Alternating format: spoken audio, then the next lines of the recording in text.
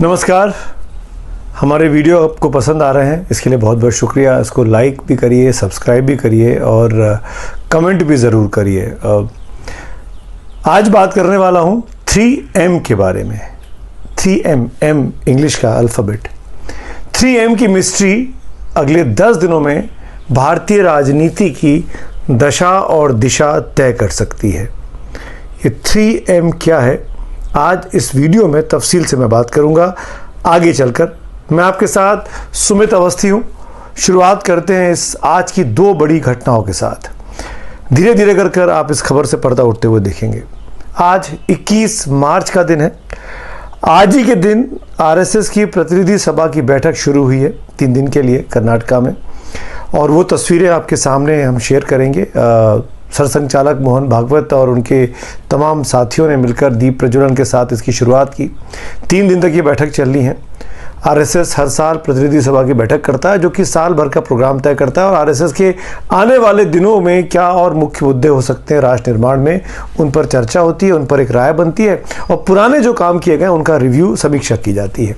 मोटे तौर पर इसलिए प्रतिनिधि सभा होती है। ये तस्वीरें आज सुबह की हैं। एक और तस्वीर आज की देखिए।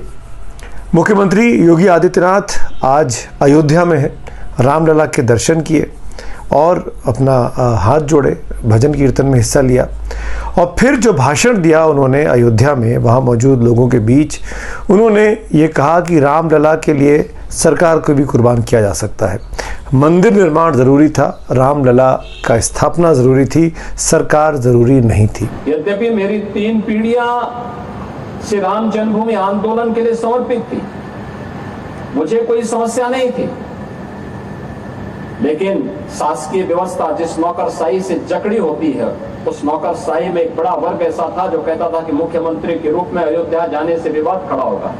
अपने का भी विवाद खड़ा होता तो होने दीजिए, लेकिन अयोध्या के बारे में कुछ सोचने की आवश्यकता है। फिर एक वर्ग ऐसा था जिसने कहा कि आप जाएंगे फिर राम मंदिर की बात होगी। तो मैंने कहा कौन हम सत्ता के लिए आए हैं, राम मंदिर के लिए सत्ता भी गंवानी पड़ेगी तो कोई समस्या नहीं होनी चाहिए। और हम लोग उस समय फिर इस कार्यक्रम के साथ जुड़े। मैंने से 19 अवस्थी से कहा, मैंने कहा एक बार चुपचाप जाकर के देखो दीपोत्सव का कार्यक्रम कैसे हो सकता है।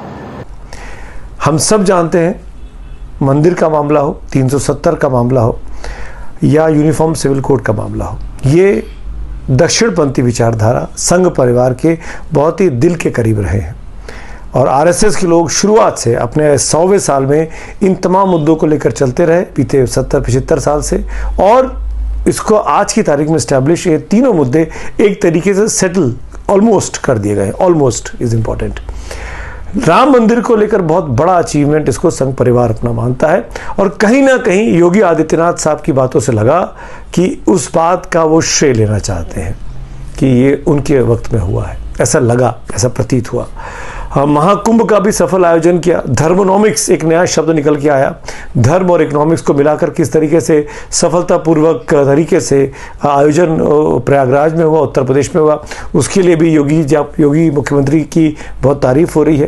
प्रधानमंत्री ने भी अपने रिसेंट पॉडकास्ट में तमाम हिंदुस्तानियों को शुक्रिया अदा किया वहाँ पर पार्टिसिपेट करने के लिए, 60-65 करोड़ की संख्या में प्रयागराज में आकर स्नान करने के लिए। हालांकि उन्होंने उस पूरे श्रेय में जनता को तो आभार जताया, लेकिन मुख्यमंत्री योगी आदित्यनाथ का नाम नहीं लिया था। उसी पॉडकास्ट में प्रधानमंत्री मोदी ने तारीफ की आरएसएस की कि कैसे आरएसएस ने उनके निर्माण में, उनके व्यक्तित्व निर्माण में कितनी बड़ी मदद की है, कितना वो आरएसएस से सीखते आ रहे हैं। तो 2 कार्यक्रम हो गए आज में। एक कर्नाटक में चल रहा है आरएसएस की प्रतिनिधि सभा, एक योगी आदित्यनाथ अयोध्या में है, रामलला के दर्शन किए। अब ये आप सोच रहे होंगे इसमें 3M क्या है। दरअसल ये 3M जो है वो मोदी, मोहन भागवत और मार्च 30 है। बड़ा इंपॉर्टेंट है मार्च 30। आज हम 21 मार्च को वीडियो बना रहे हैं। मार्च 30 वो तारीख है जब प्रधानमंत्री मोदी प्रधानमंत्री के तौर पर आरएसएस के मुख्यालय नागपुर जाने वाले हैं। माधव नेत्रालय की नई बिल्डिंग की शुरुआत होनी है। उसके आयोजन में प्रधानमंत्री वहाँ पहुँचने वाले हैं। इन सब के बीच में ये सबसे इम्पॉर्टेंट है कि प्रधानमंत्री मोदी और मोहन भागवत साहब की वहाँ पर मुलाकात होगी। और भी तमाम गणमान्य लोग होंगे, लेकिन इस बात की चर्चा बहुत है कि वहाँ पर दोनों 1-to-1 बातचीत कर सकते हैं। मैं ये क्यों कह रहा हूँ, सबसे पहले ये आप ध्यान में रखिए कि 2024 के चुनाव परिणाम आने के पहले जब चुनाव का वक्त चल रहा था तो बीजेपी के अध्यक्ष जेपी नड्डा ने इंडियन एक्सप्रेस को इंटरव्यू दिया था और कह दिया था कि बीजेपी अब अपने आप में सक्षम है, उसको आरएसएस की जरूरत नहीं है। मोटा मोटा भाव उस इंटरव्यू का ये था। माना गया कि नड्डा साहब से ये बात बुलवाई गई है क्योंकि कोई नहीं चाहता कि अब आरएसएस इंटरफेयर करे बीजेपी के कामकाज में। तब से लेके उसके बाद चुनाव परिणाम क्या है, बीजेपी जो 400 पार की बात कर रही थी वो 240 पर रह गई। कहा गया कि संघ के लोग घर बैठ गए, उन्होंने बीजेपी की मदद नहीं की। खुद प्रधानमंत्री का जो विक्ट्री मार्जिन था बनारस में, वाराणसी में, वो कम हो गया।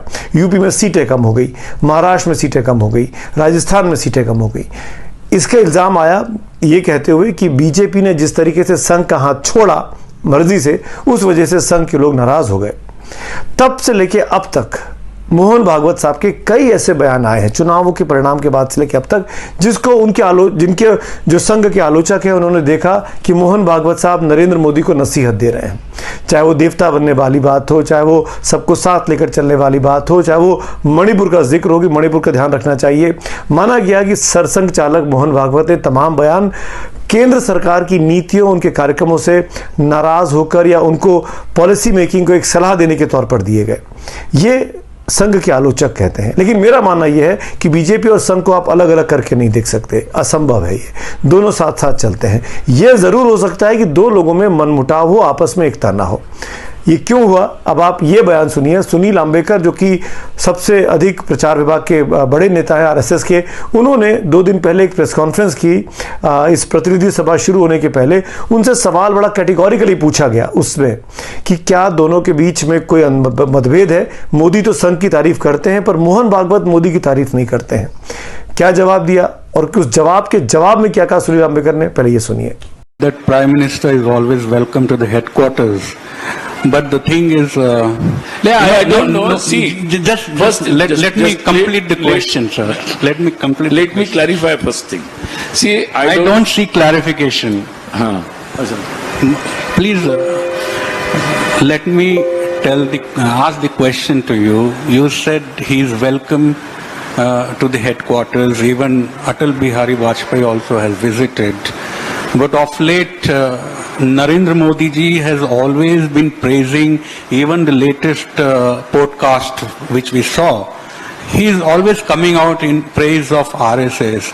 But Mohan Bhagwat ji, on the other hand, he's not at all come out in praise of the Prime Minister. And this meeting on March 30 is happening in the background of BJP selecting or nominating, declaring the BJP national president. So how do you address to this question, sir? no. So this is a routine baitak. Every year it happens. And so every year we all sensible office bearers from all our important office bearers come together. We discuss about the RSS working.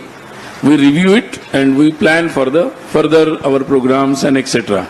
So it's a routine. I think it has nothing to do with. So all organizations they do their job, they do their decisions. So it's I think it's a well routine plan. I got your question and you got my answer also. I think. Sunil Ambekar साहब ने जवाब ना देना बेहतर समझा। बड़ा specific सवाल था उस पत्रकार का कि भाई मोदी जी तो तारीफ करते हैं, आरएसएस की रिसेंट पॉडकास्ट में किया, लेकिन मोहन भागवत मोदी जी के बारे में कुछ नहीं बोलते हैं। और ये जो 30 मार्च की बैठक है, इसमें बीजेपी के अध्यक्ष पद पर जो नया व्यक्ति बैठना है उसके बारे में भी कोई राय बन सकती है, कोई सहमति हो सकती है, कोई घोषणा हो सकती है। अब आप क्या कहेंगे, क्या ये इंपॉर्टेंट है? सुनील अंबेकर साहब ने कहा कि भाई ये प्रतिनिधि सभा की बैठक तो होती रहती है, हर साल होती है, हम रिव्यू करते हैं। फिर पत्रकार ने टोका कि आप शायद मेरा सवाल समझे नहीं, मैं कुछ और पूछ रहा हूं। तो सुनील अंबेकर साहब ने कहा कि मुझे आपका सवाल समझ में आ गया, मेरा जवाब भी अब आप समझ जाइए। यानी इन दोनों व्यक्तियों के बीच अगर कोई मतभेद है, उस पर कोई भी टिप्पणी करने से अंबेकर साहब बच के निकल गए। उनको वहां पर दोबारा कोई क्रॉस क्वेश्चन उसमें नहीं हुआ। अंबेकर साहब काफी देर हंसते रहे, मुस्कुराते रहे, ना तो इस बात को डिनाई किया कि आपस में डिफरेंसेस हैं, ना इस बात को एक्सेप्ट किया कि हाँ डिफरेंसेस हैं। यानी पूरा खुला छोड़ के चले गए, या अटकलें लगाने के लिए चले गए कि 30 मार्च की बैठक में क्या होने वाला है। याद रखिए, नरेंद्र मोदी और मोहन भागवत दोनों हम उम्र हैं, दोनों के जन्मदिन भी सितंबर के महीने में आते हैं। अगर आप गूगल करेंगे तो मोहन भागवत साहब का जन्मदिन दिखाता है 11 सितंबर 1950 का, और नरेंद्र मोदी का जन्मदिन दिखाता है 17 सितंबर 1950 का, यानी 6-7 दिन का अंतर है दोनों की आयु में। ऑलमोस्ट सेम एज के हैं दोनों व्यक्ति। ऐसे में ये जो कमराडरी है दोनों के बीच में, ये बहुत कम इन 11 सालों की सत्ता के दौरान दिखाई दी है। जब राम मंदिर का भूमि पूजन हुआ था तब दोनों एक साथ दिखाई दिए थे, और फिर जब राम मंदिर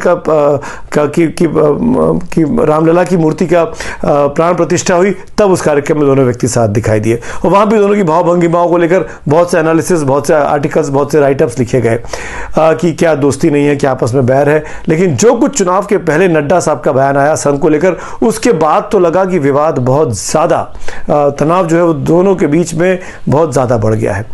इस बार मैं मानता हूं कि नरेंद्र मोदी का ये कहना कि वो आरएसएस मुख्यालय जाकर एक कार्यक्रम में शिरकत करेंगे, ये एक बहुत बड़ा कदम है अपनी तरफ से संघ को साथ लाने की कोशिश करने के तौर पर।